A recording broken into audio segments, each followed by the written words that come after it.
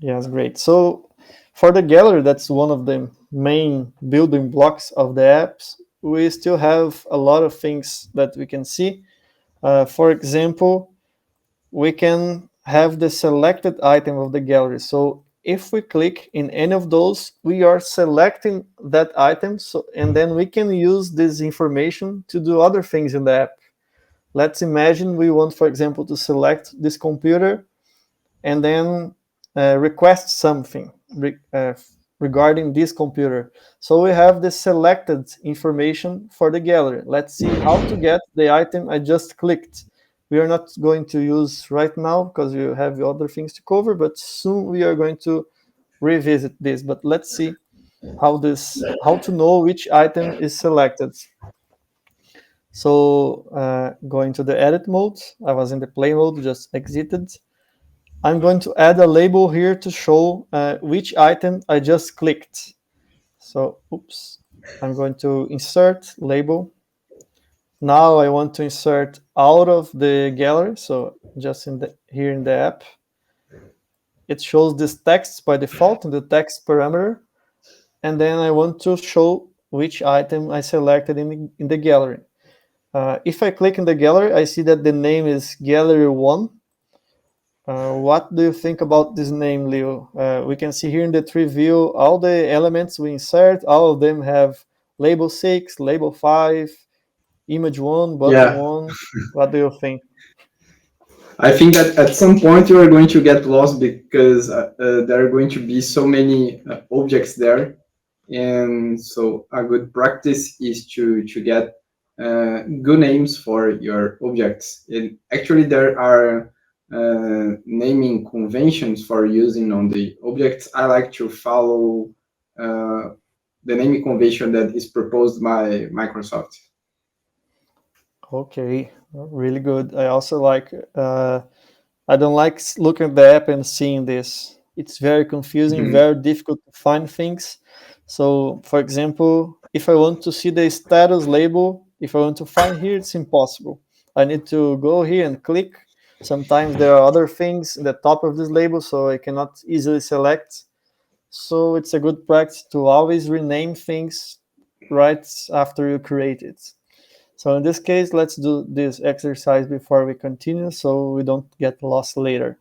For the screen, for example, let me rename to uh, assets lists, since this is the page that shows already the items. So let's go asset lists. For example, the gallery, let's change to Go. That's the convention Leo was mentioning. They have some prefix for each items we are going to create. So in this case, we call it goal because it's a gallery. Then if we look in the tree, we already know that it's a gallery by the name. Of course, we have the icons, but we also see by the name, it helps a lot. So goal assets list. Uh, let's go renaming things after once when we click on them and we see that it doesn't have a correct name, let's rename. Let's not do all right now, but that's the idea. So Mhm. since I just created this label and it's label 6, let's change to LBL, that comes from label and selected item. And now let's change here the text and show the information, the name of the item I just clicked in the gallery. So instead of text, let's say we want to show the Go assets list. See how easy it is right now because it was gallery 1 before. Imagine we had 10 galleries. We wouldn't know the name for the correct one. We would go there, click, see the name, and lose time and more time as we progress building the app. Now we know that it's Go assets list. It's way easier. So we can get the dot selected and then dots. Then we have all the fields that come from the SharePoint list to show here in this label. In this case is the title.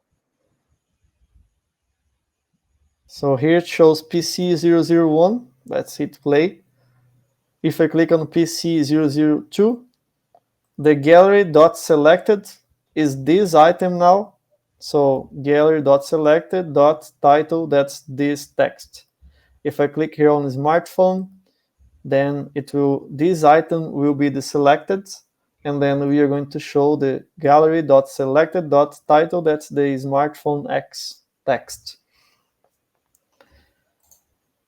Is there anything, Leo, you like to do when clicking in a gallery? So, for example, now I click and I cannot visually know which item is selected if I don't look at this label, but I wanted to have some animation when I hover the mouse or when I select have a different color. Is that possible to identify if an item is selected and change some color just to show the user which one is? Yes, actually, this is very important because we need to get some visual indicator showing the user which item on the gallery is selected. A gallery will always have an item selected, so it's important in many cases to show the user which of the items are selected, because later on the user will probably interact with the data, and it's important to show what is the data that is being used at the moment. So yeah, responding your question, we have that possibility. Okay, how do we do that? How can I do that? All right. So if you go for a property called fill on the gallery, template fill actually. So remember that we have one part of the gallery called template, right? And the template is not the whole object. It's just these little sections that we have that shows each of the records. So if you select template fill, we can see the formula. Yeah, we can see that there is this RGBA color that this stands for the transparent color. But can you change for something like gray or whatever color just to see the result? I type right. gray because there are predefined colors. So since I typed gray, it got yeah. So when you do that, we can see that only the templates are gray now. But if you look for the whole selection of the gallery, we don't see any color, right? So now what we want to do is to create a if statement, so a condition to check if the item is selected. And if the item is selected, let's give a different color for it. Okay, so as Leo just mentioned, we can know if the item is selected inside the formula. So the if statement is a formula inside Power Apps. It's the first formula we are using. We are actually starting with maybe a difficult one if whoever is watching doesn't know programming, but it's not difficult. Let's go ahead. We can do that. So it's just like Excel. Yes. It's like talking with the app, in my opinion. When I teach in Portuguese, it's more difficult, but since now we are talking in English and the expressions are in English, when we want the app to do something, we just need to talk with the app. So in case we are going to say to the app, if the item is selected, just show light blue color in the end. If not, show a white color. So we just need to translate this to the app code. And it happens that the code's really like the same of us talking to the app. So we use the if, we use the equals. So let's do. So for example, if the item is selected, so how do we know if the item is selected? Is this item dot is selected. So if the item is selected, this will return a true or a false. Then I just add a comma. And what will I return to the template fill parameters if the item is selected? I will return, for example, a light blue. That's one color that Power App has already predefined. So if true, it will return light blue. If not, if it's false after the comma, it will return, for example, white or transparent. There is also an option to return a transparent. So I just talk to the app. If the item is selected, return light blue. If not, if it's not selected, return white. So let's play. And we see that already the PC002 that's selected, because we see here too in the bottom, it's light blue in the end. The others are not. If I click on the smartphone, this item will be selected, and this one will have the is selected property set to true, and the color will be light blue, while the PC002 will lose this property because it won't be selected anymore, and it will be white. So let's click. Just select it. So now this one has the light blue. So way easier now for the user to identify which item is selected, and we don't even need this label. We just need if we want to access this data, this information to do something else. Good. Nice. Oof. That's a big explanation, but in the very end is simple. Yeah. Very very. That's a very important one. Yes, very important one. Okay, there is also other configurations for the gallery that I can, for example, when I hover the mouse over the gallery, it can do an animation to just to make the app with more interaction. Let's see how it works. So if I click in the gallery, I have here the transition, so I can select pop or push.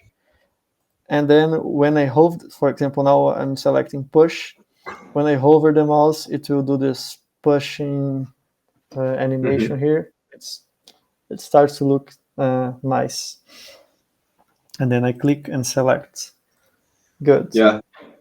And I think this also a good hint for the user to understand that this is interactive, right?